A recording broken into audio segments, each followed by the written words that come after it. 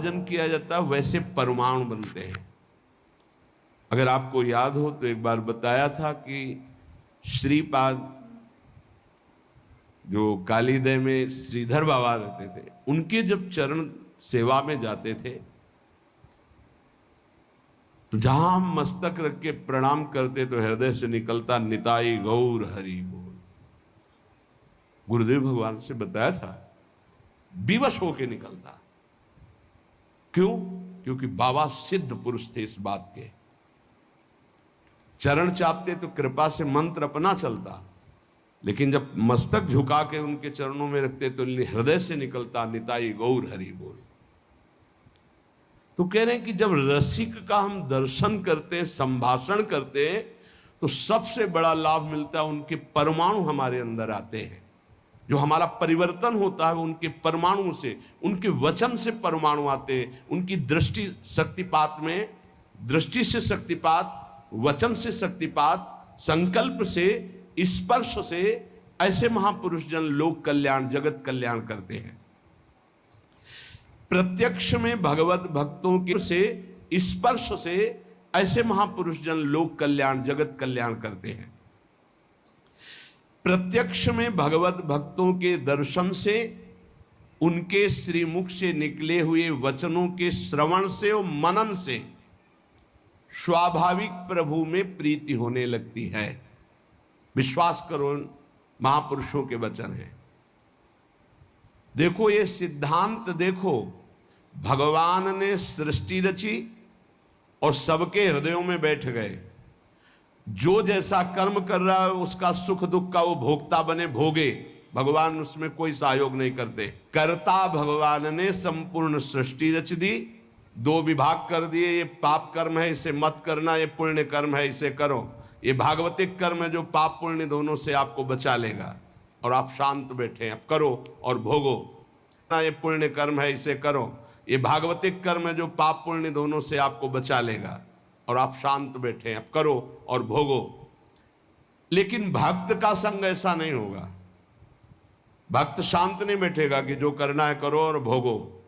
नहीं, वो जरा सी तुम श्रद्धा कर ली तो जबरदस्ती तुमको संसार से छुड़ाकर भगवान से प्रेम करा देगा। इसीलिए मोरे मन प्रभु से विश्वासा, राम ते अधिक राम कर दासा।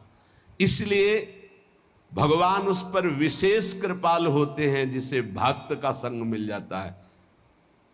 अगर कहीं उनका स्पर्श मिल रहा है, जूठन मिल रही, चरण रज मिल रहा है, चरणामृत, वचनामृत, अब आपके कल्याण में संशय है। अगर संशय है तो विश्वास की कमी है, नहीं तो नाचना चाहिए। जब गुरुजनों का उच्छिष्टामृत आता है तो रोना आता है कि कैसी अहेतु की कृपा, उनको क्या, पर वो अपना उच्छिष्ट में दे रहे हैं। अहेतु की कृपा, अहेतु की कृपा। जैसे आया कि महाराज जी ने राजभोग का उच्छिष्ट भिजवाया है, बस ऐसा लगता है कि केवल अहेतु की कृपा, केवल कृपा ही कृपा। कृपा ना होती तो क्यों अपनी तरफ से। अब हमें कोई परम पद चाहिए, अब हमें कुछ मिलना बाकी है। जब हम उच्छिष्ट का पान कर रहे हैं, उनकी चरण रज के आश्रित हैं, कुछ नहीं चाहिए, कोई हमें पदवी, कोई फल नहीं चाहिए। बहुत बड़ा फल मिल गया, मेरे गुरुदेव प्रसन्न है, मुझे उच्छिष्ट मिल रहा है, बस। गुरु प्रसन्न तो साहब अनुकूला। मेरे साहब, मेरे आराध्य देव अनुकूल है, इसलिए ऐसा है। मिटी सकल कल्पित भय सुला। अनुरागी भक्त के आगे भगवान दीन होकर रहते हैं। जो चतुराशी जी के प्रथम पद की दूसरी पंक्ति,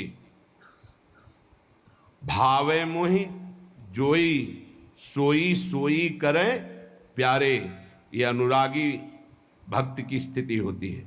भावे मोहि जोई सोई सोई करे प्यारे, ये शरणागत भक्त की स्थिति होती है। जोई जोई प्यारो करे, सोई मोहि भावे। और ये शरणागति सिद्ध अनुरागी महापुरुष की स्थिति होती है। भावे मोहि जोई सोई सोई करे प्यारे। पूज्य बाबा कह रहे, अनुरागी भक्त के आगे भगवान दीन होकर रहते हैं।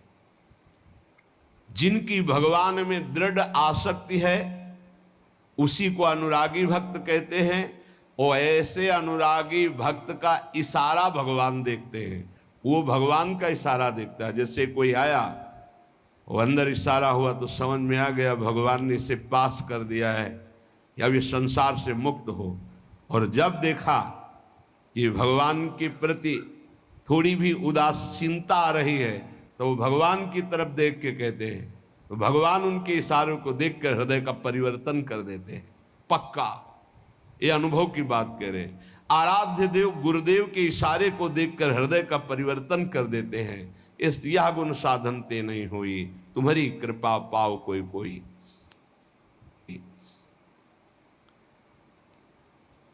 कैसे तुम्हें बताएं, भक्त के सामने भगवान नाचते हैं। जैसे गीता जी में कहा, यंत्रारूढ़ानि मम माया, मैं अपनी माया के प्रभाव को देख रहा हूं, सबको कठपुतली की तरह नचा रही है। उमादार जोशित की नाई, सबई नचावत राम गोसाई। और प्रेमी भक्त के सामने ये कठपुतली की तरह नाचते हैं। इतना अंतर है भक्त और जगत में। भगत और जगत में इतना अंतर है कि जगत उमादार जोशित की नाई, कठपुतली की तरह सबई नचावत राम गोसाई।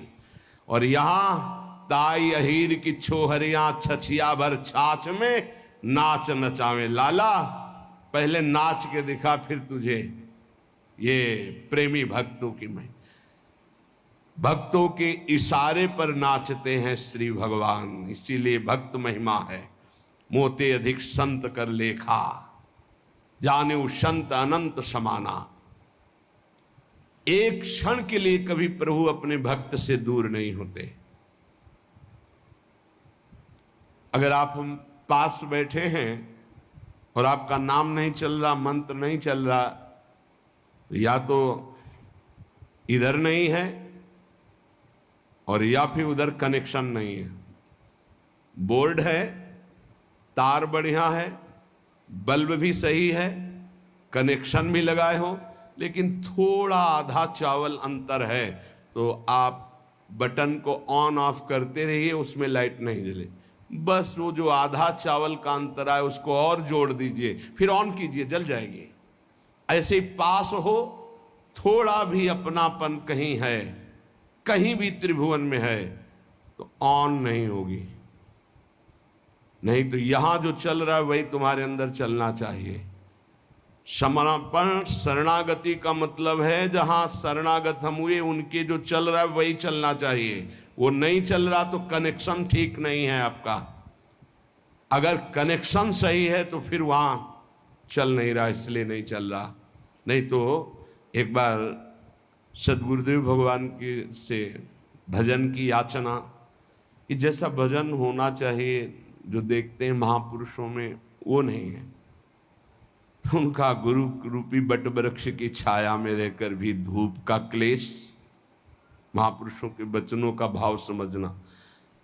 गुरु रूपी बट वृक्ष की छाया में रहते हुए भी धूप का क्लेश, क्या शरणागति में कमजोरी है क्या? नहीं, गुरु का सानिध्य और ऐसी बात, गुरु परब्रह्म साक्षात हमारी लाडली स्वरूपा हमारे सामने, उनकी परिचर्या में अभी कोई भजन की और अरे वो साक्षात भजन का फल हमारे सामने, हम समझ ही नहीं पाते ना। भक्त की अहमता ममता पूर्ण प्रेमी रसिक गुरुदेव के चरणों में समर्पित हो जाती है। इसी से उसको कोई परवाह नहीं होती, क्योंकि अहमता गई तो परम पद का अधिकारी हुआ, ममता गई गुरुदेव के चरणों में तो प्रेम प्राप्त हो गया। दोनों बातें ध्यान दीजिए, और ये दोनों सब बचा के रखते हैं अपनी अहमता और ममता शुद्ध स्वरूप से। जब ये वस्त्र गुरुदेव को दे दिया, वो सर पे बांधे, वो कमर में पहने और चरणों के नीचे रखे, प्रश्न कैसे हो सकता है कि हमारे वस्त्र का आपने ऐसा कैसे प्रयोग कर लिया, चरण में कैसे रख लिया? इसका मतलब आपने केवल देने का नाटक किया, अहम तो पूरा आपके पास है। क्योंकि मेरा शब्द तो केवल गुरुदेव में गया, मेरे गुरुदेव बस, तन वांग मनोभिरमलई सोहम तो विवासिता। मेरा शरीर, शरीर की समस्त क्रियाएं, मन, मन का संकल्प, बुद्धि, अहम, ये गुरुदेव का है। मैं कैसे प्रश्न कर सकता हूं? अब मेरे अंदर प्रश्न की कोई धरा ही नहीं रह गई। यंत्रवत जैसे चाहे वैसे चलावें, परम पद मिला हुआ है जो बड़ी बड़ी साधनाओं से नहीं मिलता, वो समर्पण से प्राप्त होता है। अहमता ममता, जैसे किसी ने एक प्रश्न किया कि जब हम आश्रय की चर्चा सुनते हैं तो हमारा साधन पथ में प्रमाद हो जाता है। क्यों? इसलिए कि आश्रित नहीं हो, तुम्हारी अहमता ममता समर्पित नहीं है, इसलिए अहमता ममता समर्पित हो जाए। उसका परिचय है नारद जी की भक्ति सूत्र में, आश्रय का परिचय है। तदर्पिता अखिलाचारिता तद स्मरणेन परम व्याकुलतेति।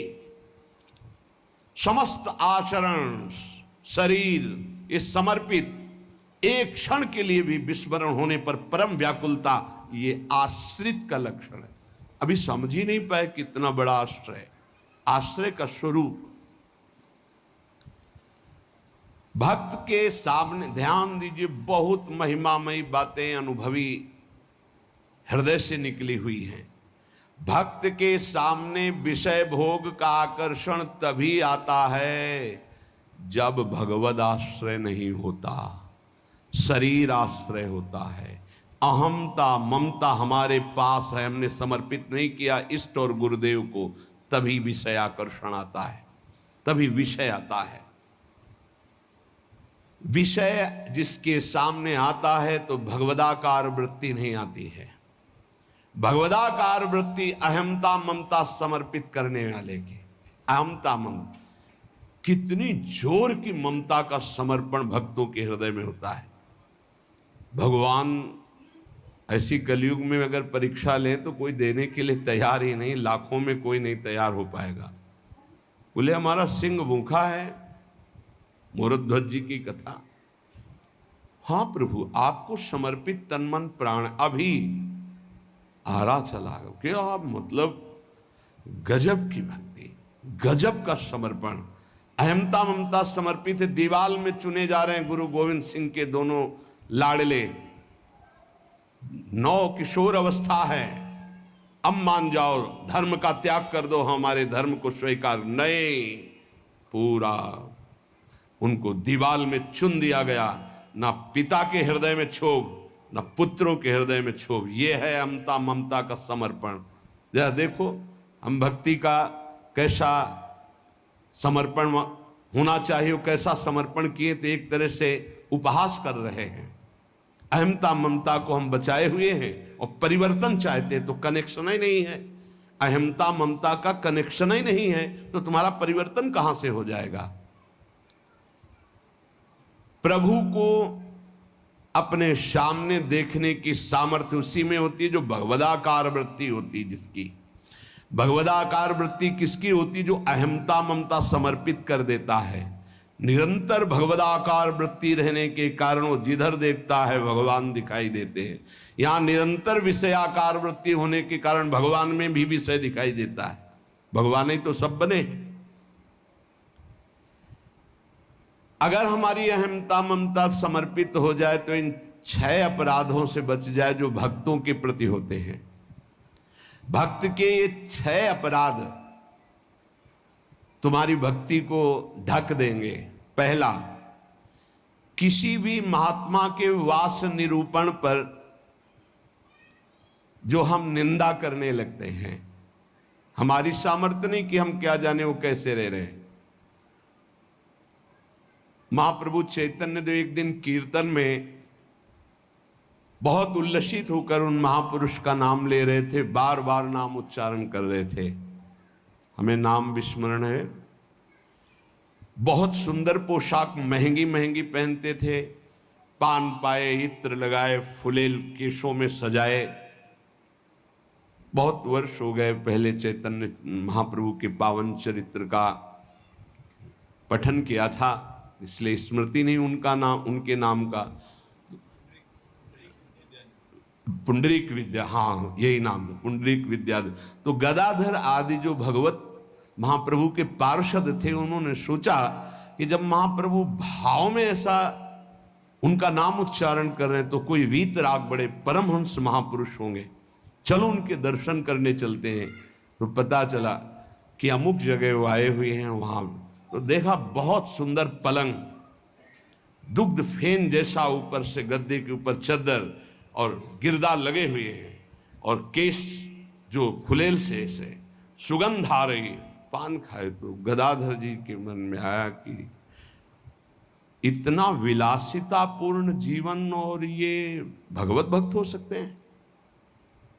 संशय हुआ तो एक जो महाभागवत साथ गए थे तो उन्होंने भगवान श्री कृष्ण की रूप माधुरी का भरा हुआ श्लोक गान किया। जो ही श्लोक सुना हुंकार मारी और धूल धूसरी, हा कृष्ण हा कृष्ण। और वो सब जो अब उनकी समझ में आया कि अरे महाप्रभु जो बोल रहे थे परम सत्य, वो प्रेम के अष्ट सात्विक भाव संवरण होना मुश्किल हो गया। अश्रुधारा नाक बह रही, धूल धूसरी थी। गदाधर जी ने चरण पकड़े और कहा मेरे से भारी अपराध बन गया। ऐसे महापुरुष के बाहरी स्वरूप को देखकर हमारे अंदर अश्रद्धा हुई थी, दोष दर्शन हुआ था, क्षमा चाहता। कैसे क्षमा हो? तो शिष्यत्व स्वीकार किया था। चरित्र में ऐसा पढ़ा। किसी भी भक्त या महात्मा के वास निरूपण, वेश निरूपण की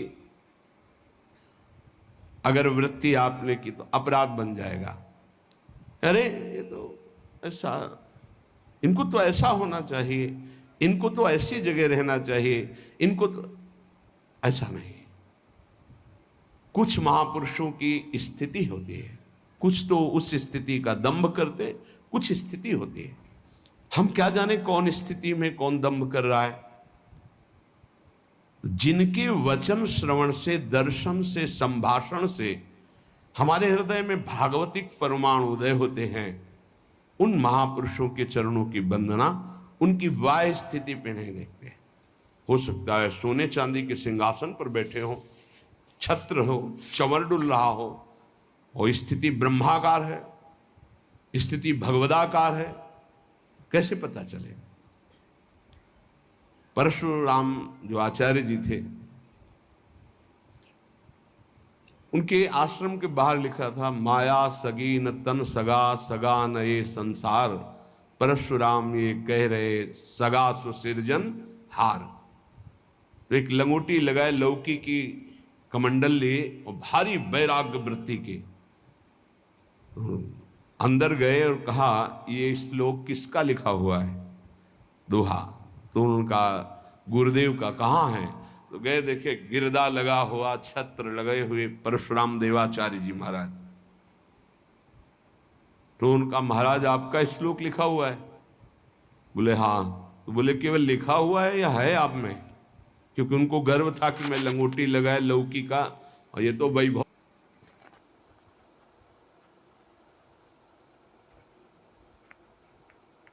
संपन्न महात्मा है। बोले लिखा है माया सगी न तन सगा, सगा न ये संसार। आपने कहा सगा जो सृजनहार, हम तो सब माया ही देख रहे हैं। उनका आपका इशारा क्या है? बोले जब सृजनहार सगा है तो फिर माया क्या? बोले चलो आपने समझा दिया, बड़ी कृपा, चल दिए। बोले कहाँ चल दिए? बोले जहाँ ले चलो आप। वो स्थिति प्रज्ञ महापुरुष थे। चल जब 10-12 किलोमीटर चले तो बोले भिक्षा का हमारे समय हो रहा। तो बोले परशुराम देवाचार्य ने आज तक कभी हाथ नहीं फैलाया। आकाश वृत्ति पे हम रहते हैं, प्रियालाल जैसी व्यवस्था करते हैं उसके अनुसार रहते हैं। बोले हम तो भिक्षावृत्ति से रहते। बोले जाओ मांगने। बोले आपके लिए भी ले आवे, कभी किसी का सहयोग नहीं चाहा, केवल सीधे प्रियालाल से आप अपने लिए लाइए और पाइए, और जहां आपकी इच्छा हो वहां ले चलिए। वो गए भिक्षा लेने, वो जंगल के एक जगह बैठे हुए थे, तो वहां से राजा की सवारी निकली। देखा परशुराम देवा